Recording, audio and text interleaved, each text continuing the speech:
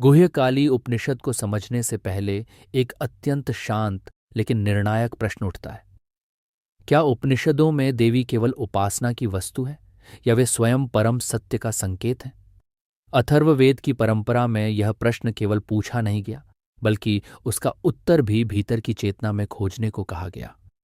इसी खोज का परिणाम है गुह्यकाली उपनिषद। यह उपनिषद स्वयं को किसी एक शाखा तक सीमित नहीं करता। इसके प्रारंभिक श्लोक स्पष्ट करते हैं कि अथर्ववेद की 6 शाखाओं में जो गूढ़ ज्ञान विद्यमान था, उसे एकीकृत करके साधकों के लिए प्रस्तुत किया गया। इसी कारण इसे गुह्य कहा गया है। यह गुप्त इसलिए नहीं कि इसे छिपाया गया, बल्कि इसलिए कि इसे केवल वही समझ सकता है जो भीतर की ओर देखने की तैयारी रखता है। गुह्यकाली उपनिषद में देवी का स्वरूप किसी बाहरी शक्ति के रूप में नहीं रखा गया। यहाँ देवी वही चेतना है जिसे उपनिषद आत्मा कहते हैं। वह सभी प्राणियों के भीतर निवास करने वाली अंतःसत्ता है। श्लोक स्पष्ट रूप से कहते हैं कि यह देवी न नेत्रों से देखी जा सकती है, न वाणी से कही जा सकती है, न कर्मकांड से प्राप्त होती है। वह केवल शुद्ध ज्ञान और निर्मल बुद्धि से जानी जाती है। यहाँ एक महत्वपूर्ण बात समझने योग्य है। इस उपनिषद में देवी और ब्रह्म के बीच कोई भेद नहीं किया गया। जिस सत्य को अन्य उपनिषद ब्रह्म कहते हैं, उसी को यहाँ गुह्यकाली कहा गया है। नाम भिन्न है, पर तत्व एक है। इसलिए यह ग्रंथ शाक्त होते हुए भी पूर्णतः अद्वैत वेदांत की भूमि पर स्थित है। उपनिषद ये भी बताता है कि यह संपूर्ण जगत देवी से उत्पन्न होता है, देवी में स्थित रहता है और अंततः देवी में ही विलीन हो जाता है। जैसे अग्नि से चिंगारियां निकलती हैं और पुनः उसी में समा जाती हैं, वैसे ही सृष्टि का यह विस्तार उसी एक चेतना का प्राकट्य है। ये दृष्टि साधक को भय नहीं देती, बल्कि व्यापकता का अनुभव कराती है। इसी बिंदु पर उपनिषद साधक को एक नई दृष्टि की ओर ले जाता है। जब देवी ही समस्त विश्व की आत्मा है, तब यह शरीर भी उससे अलग नहीं रह जाता। तब साधक को सिखाया जाता है कि वह अपने शरीर को सीमित न माने, बल्कि उसे ब्रह्मांड के विराट रूप में देखने का अभ्यास करे। यही से गुह्यकाली उपनिषद का विराट ध्यान आरंभ होता है, जहाँ सूक्ष्म और विराट एक ही चेतना के 2 आयाम बनकर प्रकट होते हैं। जब यह स्पष्ट होने लगता है कि गुह्यकाली ही समस्त विश्व की आत्मा है, तब गुह्यकाली उपनिषद साधक को एक और गहरी दृष्टि की ओर ले जाता है। यह दृष्टि है विराट ध्यान। यहाँ ध्यान का अर्थ किसी विशेष दृश्य की कल्पना करना नहीं है, बल्कि चेतना के विस्तार को अनुभव करना है। उपनिषद कहता है कि जिस ब्रह्मांड को हम बाहर देखते हैं, वही ब्रह्मांड प्रतीक रूप में इस देह में भी प्रकट है। ये कोई रूपक मात्र नहीं, बल्कि दृष्टि का परिवर्तन है। साधक को बताया जाता है कि वह अपने शरीर को सीमित सत्ता न माने। इस देह में ही लोक, ग्रह, दिशाएं, प्राण और चेतना का विराट संकेत विद्यमान है। श्लोकों में यह ध्यान अत्यंत सूक्ष्म रूप से प्रस्तुत किया गया है। देवी का विराट स्वरूप ब्रह्मांड से भी ऊपर माना गया है, जहाँ महत्तत्व, अहंकार, पंच तन्मात्राएं, पुरुष और प्रकृति अपने अपने स्तर पर स्थित हैं। इसका उद्देश्य यह दिखाना नहीं है कि शरीर और ब्रह्मांड समान हैं, बल्कि यह बोध कराना है कि दोनों एक ही चेतना की अभिव्यक्तियां हैं। उपनिषद यह भी संकेत देता है कि जब साधक इस विराट दृष्टि में स्थित होता है, तब उसका सीमित अहंभाव धीरे धीरे शिथिल होने लगता है। यहाँ पाप और पुण्य का अर्थ नैतिक गणना नहीं है, बल्कि अज्ञान और ज्ञान का भेद है। इसलिए विराट ध्यान को महापातक नाशक कहा गया है, क्योंकि यह अज्ञान के मूल को ही स्पर्श करता है। इस ध्यान में साधक यह अनुभव करता है कि वह केवल शरीर नहीं है, बल्कि वह वही चेतना है जिसमें शरीर, संसार और समय सभी प्रकट हो रहे हैं। यही वह बिंदु है जहाँ सूक्ष्म और विराट का भेद टूटने लगता है। जो भीतर अनुभव होता है वही बाहर भी है, और जो बाहर दिखाई देता है वही भीतर भी स्पंदित हो रहा है। पर उपनिषद यहीं रुकने नहीं देता। वह सावधान करता है कि यह विराट दृष्टि किसी यांत्रिक अभ्यास से प्राप्त नहीं होती। यदि इसे केवल कल्पना या मानसिक रचना बना दिया जाए, तो इसका सार नष्ट हो जाता है। इसलिए आगे उपनिषद स्पष्ट करता है कि इस देवी तत्व को न नेत्रों से जाना जा सकता है, न वाणी से, न कर्म से। इसके लिए आवश्यक है निर्मल बुद्धि और शुद्ध ज्ञान। और यहीं से गुह्यकाली उपनिषद साधक को अगले और भी गहरे सत्य की ओर ले जाता है, जहां ज्ञान ही एकमात्र साधन के रूप में प्रकट होता है। जब विराट ध्यान के माध्यम से साधक की दृष्टि व्यापक होने लगती है, तब एक स्वाभाविक और गहरा प्रश्न उठता है।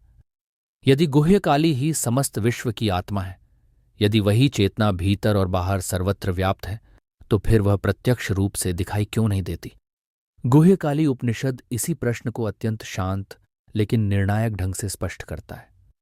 उपनिषद कहता है कि इस सत्य को न आंखों से देखा जा सकता है, न वाणी से व्यक्त किया जा सकता है, और न ही किसी बाहरी कर्म या साधना से प्राप्त किया जा सकता है। इसका कारण ये नहीं है कि वह शक्ति दूर है, बल्कि कारण यह है कि वह अत्यंत समीप है। जो स्वयं देखने वाली चेतना है, उसे देखा नहीं जा सकता। जो स्वयं जानने वाली सत्ता है, उसे किसी वस्तु की तरह जाना नहीं जा सकता। यहां उपनिषद इंद्रियों की सीमा को स्पष्ट करता है। इंद्रियां केवल रूप, शब्द और परिवर्तन को ग्रहण करती हैं, पर गुह्यकाली उपनिषद जिस सत्य की ओर संकेत करता है, वह रूप और अरूप दोनों से परे है। इसलिए कहा गया है कि देवी न चक्षु से ग्रहण होती है, न वाणी से, न किसी यौगिक क्रिया से, और न ही कर्म से। वह केवल ज्ञान के प्रसाद से विशुद्ध बुद्धि में प्रकट होती है। यह ज्ञान कोई बौद्धिक सूचना नहीं है। यहाँ ज्ञान का अर्थ है वह स्पष्ट बोध, जिसमें देखने वाला और देखा जाने वाला अलग नहीं रहते। जब बुद्धि निर्मल होती है, जब भीतर का विक्षेप शांत हो जाता है, तब वही चेतना स्वयं को स्वयं में प्रकट करती है। इसी कारण उपनिषद कहता है कि विशुद्ध सत्व वाला साधक ही उस निष्कल अविभाज्य सत्य का साक्षात्कार करता है। यह बिंदु अत्यंत महत्वपूर्ण है। उपनिषद कर्म, उपासना या अनुशासन का निषेध नहीं करता, बल्कि उनकी सीमा को स्पष्ट करता है। ये साधन मन को शुद्ध करते हैं, दृष्टि को तैयार करते हैं, पर अंतिम बोध केवल तब होता है जब जानने की प्रक्रिया स्वयं शांत हो जाती है। यही ज्ञान मार्ग का सार है। ये किसी संघर्ष का मार्ग नहीं, बल्कि स्पष्ट देखने का मार्ग है। उपनिषद नदी और समुद्र का दृष्टांत देता है। जैसे नदियां बहते बहते समुद्र में पहुंचकर अपना नाम और रूप छोड़ देती हैं, वैसे ही ज्ञानी पुरुष नाम और रूप के बंधन से मुक्त होकर उस परम सत्ता में स्थित हो जाता है। यहां कुछ नष्ट नहीं होता, केवल सीमाएं गिरती हैं। इसी बोध के साथ साधक एक और गहरे चरण में प्रवेश करता है। जब यह स्पष्ट होने लगता है कि जानने वाला और जाना जाने वाला एक ही चेतना है, तब उपनिषद उन सूत्रों की ओर संकेत करता है जिन्हें महावाक्य कहा गया है। यही वे वाक्य हैं जिनमें संपूर्ण सत्य संक्षेप में प्रकट हो जाता है, और यहीं से गुह्यकाली उपनिषद साधक को आत्म साक्षात्कार के निर्णायक बिंदु की ओर ले जाता है। जब यह स्पष्ट होने लगता है कि जानने वाला और जाना जाने वाला वास्तव में अलग नहीं है, तब गुह्यकाली उपनिषद साधक को अत्यंत संक्षिप्त लेकिन निर्णायक सूत्र प्रदान करता है। इन्हें महावाक्य कहा गया है। ये वाक्य किसी दार्शनिक बहस के लिए नहीं है और न ही किसी भावनात्मक घोषणा के लिए। ये उस स्थिति की भाषा है जहां विचार धीरे धीरे शांत होने लगते हैं और अनुभूति स्वयं प्रकट होने लगती है। उपनिषद सबसे पहले जिस बोध की ओर संकेत करता है, वह है सोहमस्मि। इसका अर्थ यह नहीं है कि कोई सीमित व्यक्ति स्वयं को किसी महान सत्ता के रूप में घोषित कर रहा है।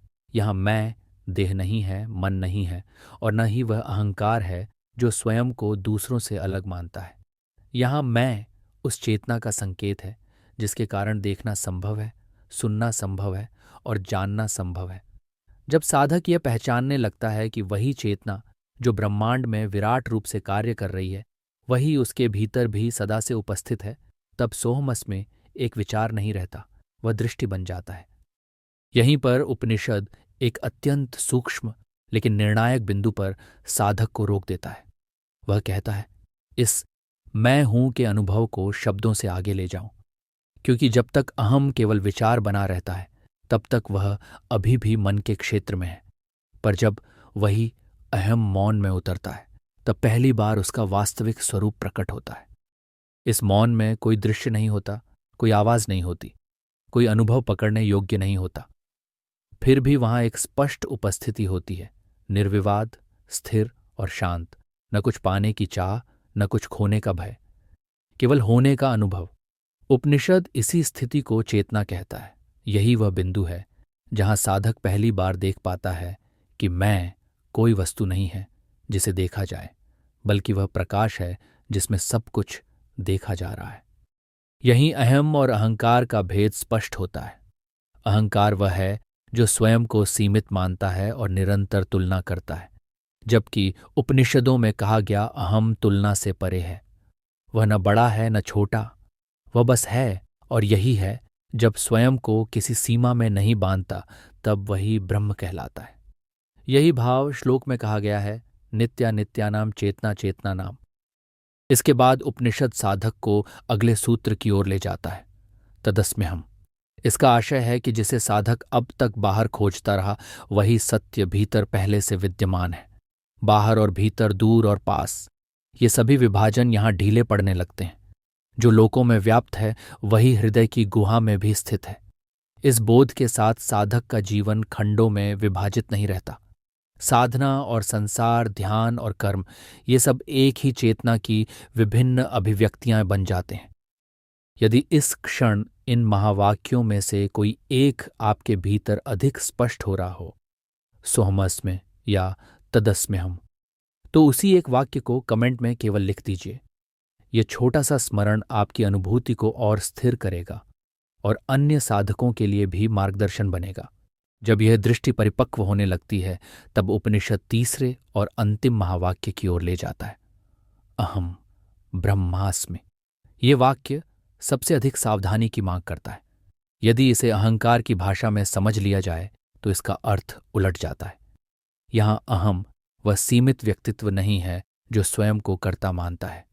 यहां अहम वह व्यापक चेतना है जिसमें सभी नाम और रूप प्रकट होते हैं और जिसमें सभी अनुभव उठते और शांत होते हैं। इसलिए यह कोई व्यक्तिगत घोषणा नहीं, बल्कि चेतना की स्वयं की पहचान है। गुह्यकाली उपनिषद इन महावाक्यों को किसी सिद्धांत की तरह नहीं रखता। वह इन्हें आलंबन कहता है, अर्थात ऐसा सहारा जिसे पकड़कर साधक धीरे धीरे नाम और रूप की सीमाओं से मुक्त होता है। श्लोकों में कहा गया है कि यही वह पद है जिसे वेद गाते हैं, तपस्याएं जिसकी ओर संकेत करती हैं और जिसे पाने के लिए साधना की जाती है। यह भी स्पष्ट किया गया है कि महावाक्य कोई यांत्रिक जप नहीं है। इन्हें बार बार दोहराने से अधिक आवश्यक है इन्हें धीरे धीरे जीना। जब साधक अपने दैनिक अनुभवों को इन वाक्यों के प्रकाश में देखने लगता है तब जीवन स्वयं साधना बन जाता है। सुख हो या पीड़ा, सफलता हो या असमंजस, हर स्थिति में वही एक चेतना झलकने लगती है। और जब यह बोध व्यवहार में उतरने लगता है तब ज्ञान केवल समझ नहीं रहता, वह निर्णयों में, संबंधों में और जीवन के साधारण क्षणों में प्रकट होने लगता है। यहीं से गुह्यकाली उपनिषद साधक को अगले चरण की ओर ले जाता है, जहां यह प्रश्न प्रमुख हो जाता है कि यह दर्शन दैनिक जीवन में कैसे जिया जाए। यदि यह उपनिषद आपकी जिज्ञासा को कुछ शांत कर सका हो तो वीडियो को लाइक करके अपना संकेत दीजिए, ताकि उपनिषदों की यह दृष्टि और साधकों तक पहुंच सके। जब महावाक्यों का बोध केवल समझ न रहकर दृष्टि बनने लगता है तब एक स्वाभाविक प्रश्न उठता है, यदि गुह्यकाली ही वह चेतना है जो सभी प्राणियों के भीतर समान रूप से स्थित है, तो क्या यह ज्ञान केवल ध्यान या एकांत साधना तक सीमित रहेगा या यह जीवन के प्रत्येक क्षण में प्रकट हो सकता है? गुह्यकाली उपनिषद इस प्रश्न का उत्तर बहुत शांत और स्पष्ट शब्दों में देता है। उपनिषद कहता है कि देवी किसी दूरस्थ अनुभव का नाम नहीं है। वह इसी शरीर में, नवद्वारों वाले इस पुर में, जीवन की प्रत्येक क्रिया में उपस्थित है। वही देखती है, वही सुनती है, वही स्पर्श का अनुभव करती है और वही विचारों तथा निर्णयों के पीछे साक्षी के रूप में स्थित रहती है। इसलिए यह दर्शन जीवन से हटने की नहीं, बल्कि जीवन में अधिक जागरूक होकर उतरने की शिक्षा देता है। दैनिक जीवन में इसका पहला और सबसे स्पष्ट प्रयोग निर्णयों में दिखाई देता है। जब कोई निर्णय लिया जाना होता है तब साधक यह देखने लगता है कि प्रतिक्रिया भय से आ रही है या स्पष्टता से। उपनिषद की दृष्टि में भय अज्ञान का संकेत है और स्पष्टता ज्ञान का। जब निर्णय उस चेतना से लिया जाता है जो शांत और व्यापक है, तब निर्णय कठोर नहीं होते और परिणाम भी संतुलित होते हैं। दूसरा प्रयोग संबंधों में प्रकट होता है। जब यह बोध स्थिर होने लगता है कि वही एक चेतना सभी प्राणियों में निवास कर रही है, तब सामने वाले को केवल दूसरा मानना कठिन हो जाता है। मतभेद रहते हैं, विचार अलग हो सकते हैं, पर भीतर शत्रुता नहीं बनती। इसी कारण उपनिषद देवी को सर्वभूत गुहाशया कहता है, जो प्रत्येक हृदय में समान रूप से निवास करती है। तीसरा और सबसे सूक्ष्म प्रयोग ध्यान में नहीं, बल्कि साधारण क्षणों में दिखाई देता है। श्वास का आना जाना, विचारों का उठना डूबना, भावनाओं का बदलना, इन सबको देखते हुए भी भीतर एक स्थिर साक्षी भाव बना रहना। यही वह अवस्था है जहां ध्यान और जीवन अलग नहीं रहते। यही उपनिषद का वास्तविक साधना सूत्र है। गुह्यकाली उपनिषद यह भी स्पष्ट करता है कि यह स्थिति किसी विशेष परिस्थिति की मांग नहीं करती। साधक संसार में रहते हुए, अपने कर्तव्यों का पालन करते हुए भी इस चेतना में स्थित हो सकता है। कर्म होते हैं, पर कर्तापन ढीला पड़ जाता है, और जब कर्तापन ढीला पड़ता है तब वही देवी साक्षिणी रूप में प्रकट होती है। इसी सहज स्थिरता के साथ जब साधक जीवन को जीने लगता है, तब ज्ञान बोझ नहीं रहता, वह स्वाभाविक सरलता बन जाता है। और यहीं से उपनिषद अपने अंतिम निष्कर्ष की ओर बढ़ता है, जहां यह समस्त शिक्षाओं को संक्षेप में समेटकर साधक को शांति और पूर्णता की अनुभूति में स्थापित करता है। गुह्यकाली उपनिषद की संपूर्ण शिक्षा को यदि एक शांत दृष्टि से देखा जाए तो उसका सार अत्यंत सरल है। ये उपनिषद हमें किसी नई वस्तु की खोज में नहीं भेजता, बल्कि उसी सत्य की ओर लौटाता है जो सदा से हमारे भीतर उपस्थित है। यहाँ देवी किसी दूरस्थ सत्ता का नाम नहीं है, वह वही चेतना है जिसके कारण देखना संभव है, सुनना संभव है और अनुभव संभव है। उपनिषद स्पष्ट करता है कि यही वह पद है जिसे वेद गाते हैं, तपस्याएं जिसकी ओर संकेत करती हैं और साधना जिसके चारों ओर घूमती है। जब साधक इस सत्य को पहचान लेता है, तब उसे किसी अन्य आश्रय की आवश्यकता नहीं रहती। इसलिए कहा गया है कि यही सर्वोच्च आलंबन है और यही परम गति है। यहाँ पहुंचकर खोज समाप्त नहीं होती, बल्कि खोज और खोजने वाला एक हो जाते हैं। इस बोध के साथ जीवन में एक विशेष प्रकार की शांति उतरती है। ये शांति परिस्थितियों से निर्मित नहीं होती। ये न सुख से बढ़ती है, न कठिनाई से घटती है, क्योंकि तब साधक यह स्पष्ट रूप से जान लेता है कि वह घटनाओं का केवल पात्र नहीं, बल्कि उस चेतना में स्थित है जिसमें सभी घटनाएं घट रही हैं। इसी कारण उपनिषद उस देवी को नित्य चेतना कहता है, जो नित्यों में नित्य है और चेतनों में चेतना है। गुह्यकाली उपनिषद यह भी सावधानी से स्पष्ट करता है कि यह सत्य किसी रूप, किसी प्रतिमा या किसी कल्पना में सीमित नहीं किया जा सकता। जहाँ न दिन है, न रात है, न सत्य और न असत्य का भेद है, वहीं वही अक्षर सत्य प्रकाशित होता है। उसी के प्रकाश से सूर्य, चंद्र, अग्नि और समस्त जगत प्रकाशित होता है। इसीलिए यह ज्ञान किसी मत, पंथ या विवाद का विषय नहीं, बल्कि प्रत्यक्ष आत्म अनुभव का विषय है। यदि इस संपूर्ण उपनिषद को जीवन में उतारने का एक ही सूत्र लिया जाए तो वह स्मरण है। हर दिन, हर स्थिति में इतना स्मरण पर्याप्त है कि जो देख रहा है, जो निर्णय ले रहा है, जो संबंधों में प्रकट हो रहा है, वह वही एक चेतना है। यही स्मरण धीरे धीरे ध्यान बनता है और ध्यान जीवन बन जाता है। यदि इस उपनिषद की कोई एक बात आपके भीतर स्पष्ट हुई हो, यदि किसी क्षण आपको ऐसा अनुभव हुआ हो कि कुछ भीतर शांत हुआ है, तो वीडियो को लाइक करें ताकि यह विचार और भी साधकों तक पहुंच सके। और यदि आपको लगे कि यह दृष्टि किसी और के जीवन में भी सहायक हो सकती है, तो इसे शेयर अवश्य कीजिए। ज्ञान तभी जीवित रहता है जब वह आगे बढ़ता है और दूसरे हृदयों तक पहुंचता है। उपनिषदों की ऐसी ही शिक्षाओं पर आधारित वीडियो के लिए चैनल को सब्सक्राइब करें ताकि यह अध्ययन यात्रा निरंतर बनी रहे और हम इस मार्ग पर साथ साथ आगे बढ़ते रहें। कमेंट में हमें अवश्य बताइए, इस गुह्यकाली उपनिषद की कौन सी शिक्षा, कौन सा रहस्य या कौन सा विचार आपके हृदय को सबसे अधिक स्पर्श कर गया। और अब इस उपनिषद की संपूर्ण शिक्षा को एक ही भाव में समझिए। सत्य कहीं बाहर नहीं है, वही सत्य हमारे हृदय की गुहा में सदा से उपस्थित है। जब यह समझ स्थिर हो जाती है, तब जीवन बोझ नहीं रहता, साधना संघर्ष नहीं रहती और ज्ञान कोई दूर की उपलब्धि नहीं रह जाता। तब शांति किसी विशेष अवस्था का नाम नहीं रहती, बल्कि स्वाभाविक स्थिति बन जाती है। और पूर्णता कोई लक्ष्य नहीं रह जाती, बल्कि यही वर्तमान क्षण स्वयं में पूर्ण प्रतीत होने लगता है। तमेव भांत मनुभाति सर्वम, तस्य भासा सर्वमिदं विभाति, तमसो मां ज्योतिर्गमय इति शुभम। इसी भाव के साथ इस उपनिषद को हृदय में धारण कीजिए।